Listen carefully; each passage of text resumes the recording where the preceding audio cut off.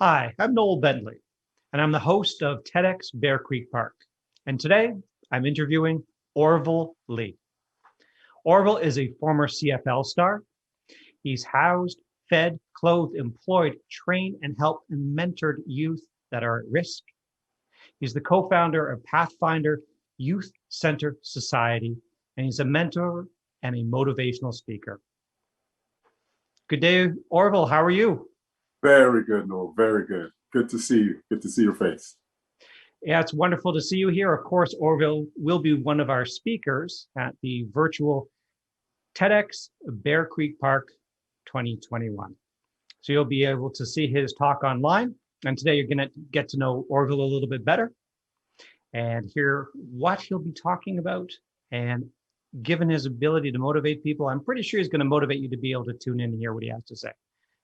All right, Orville, are you ready to rock and roll? Yes, sir. I'm ready to go. All right. So why don't you take the opportunity, just tell the audience a little bit more about yourself. Okay. Well, I was born in Jamaica, grew up in a single parent household, came to Canada at a young age of 10.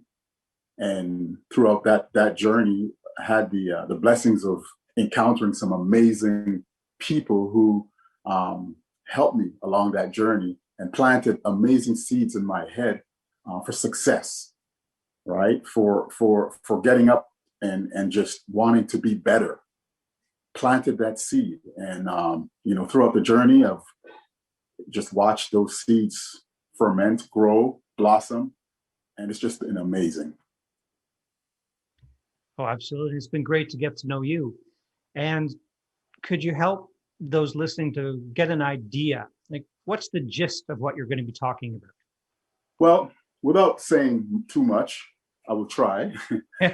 Yeah, we can't be completely spoiler free. Yeah, we don't want to go all the way. That's right. So my talk will primarily be based around our journey through life as humans and the impact we have on other humans, the impact we have knowingly or unknowingly in helping other people to be better versions of themselves, to aspire, to dream, to motivate not only themselves, but to also motivate others. That's in a nutshell what it's about, and just my journey of the different mentors, as well as some of the youth that we've impacted.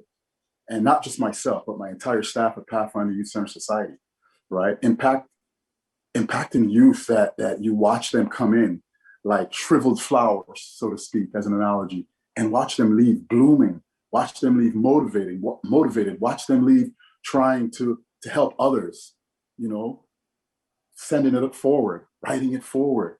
Amazing opportunity that I've been blessed with to be able to speak about this topic. So I'm praying that lots of people will join in just to listen. And it's not just my talk, some of the other talks, just amazing, mind shifts about motivation, about humanity, and where we're headed to, especially in this sort of environment. So yeah, I welcome the world to be involved, to come on board and just tune in. It's going to be amazing. Well, absolutely. And I'm curious now, can you tell us a little bit more, like, what does Pathfinder do? What happens in a day? Yeah, so we typically we're a nonprofit charitable organizations that work with at-risk youth. Now, primarily the youth that a lot of other agencies or schools will not engage because of behavioral issues, mental health, you name it. So what we do, we've created not a cookie cut situation. We've created a situation where we can tailor make it for each individual youth pretty well. And to help motivate, to help inspire, to help having them dream about being that person, that thing, whatever it is that they wanted to be when they were kids. And for some reason down the line, that dream has been taken away. We try and reinvigorate them to want to get back to that and just keep moving forward. And we do our very best to attach them to different mentors. And we say at Pathfinders that, mentorship is the glue to what we do, right? And that's what we do. Now we've got programs, mentorship programs. We've got job training programs to get them employment ready. We've got counseling, entrepreneurship programs. We've got different platforms where we can bring a youth in and for example, if they have no capacity to hold on to a job, we've got a coffee shop where we can actually teach them, train them, hold them by their hands, guide them in a safe environment so they can get the gist of what it is to gain employment and to hold on to employment. So we do whatever we can to see success for the youth that we deal with in our community. All right. Absolutely. Now, once people have, heard about your work, heard you talk, how are they going to put it into action? How can they use your idea in their everyday life? Well, I think, what's going to happen is there's going to be a huge spotlight. And maybe that spotlight was there, it was a little dim.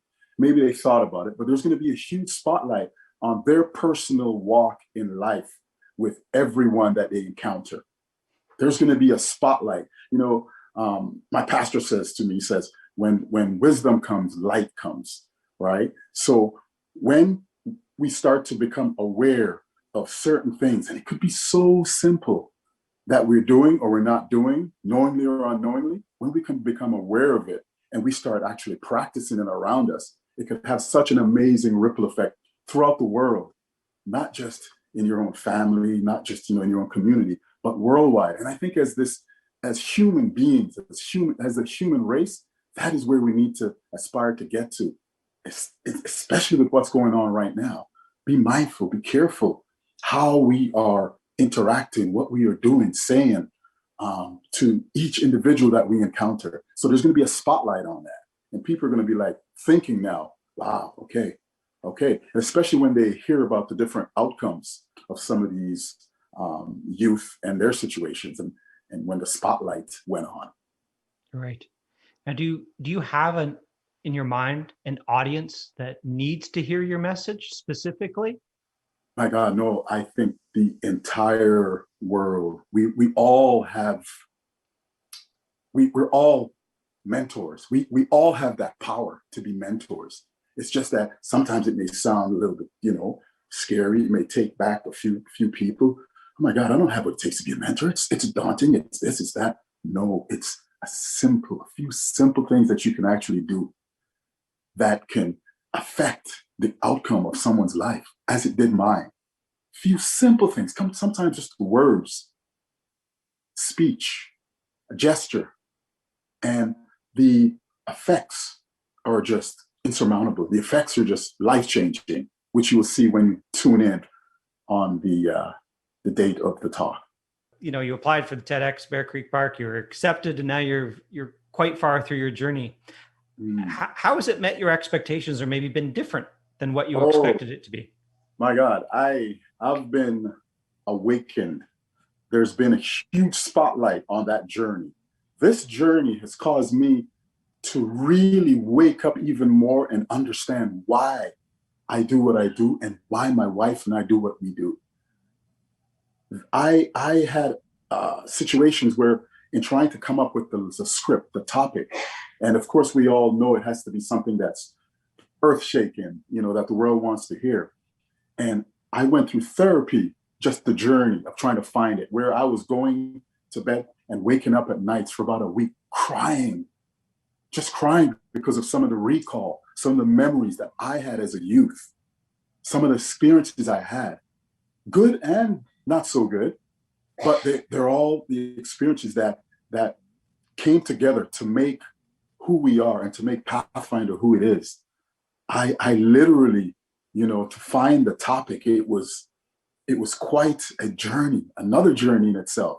And then the structure of TED Talks, I was used to just flowing from my head, my heart, my experiences, but having to be honed in, having to be taught how to be structured and to have every word be something powerful, to have every word mean something and resonate with people.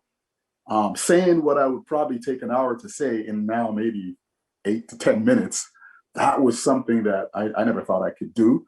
But amazing coaches, Tanya, oh my goodness. She's actually allowed me to go deeper within myself and to bring out more of me to this organization now. Because I've also discovered that young boy. I've rediscovered him. I've rediscovered that young boy on that journey. and it's been amazing. I mean, my main thing right now is to during the moment of the talk is to stay focused and to stay composed and not to become too emotional, because once I start to speak about those memories, the emotions tend to surface. So just an amazing journey. TED Talks has changed my life. It's changed the way I view things. It's given me more light on the journey, not only my journey, but the youth, why we do what we do, our staff, why they do what they do, right? More light is coming, more wisdom is coming, and it's just going to make the organization that much better worldwide. Well, there's no doubt. When you speak, you evoke emotions in others, you shed light, and you're going to do that on Saturday, March 27th. Unfortunately, we're just wrapping up here, Orville. It's true, I could listen to you talk all day. I really appreciate you taking the time to give this interview. And of course, I invite everyone to see Orville just a few weeks from now.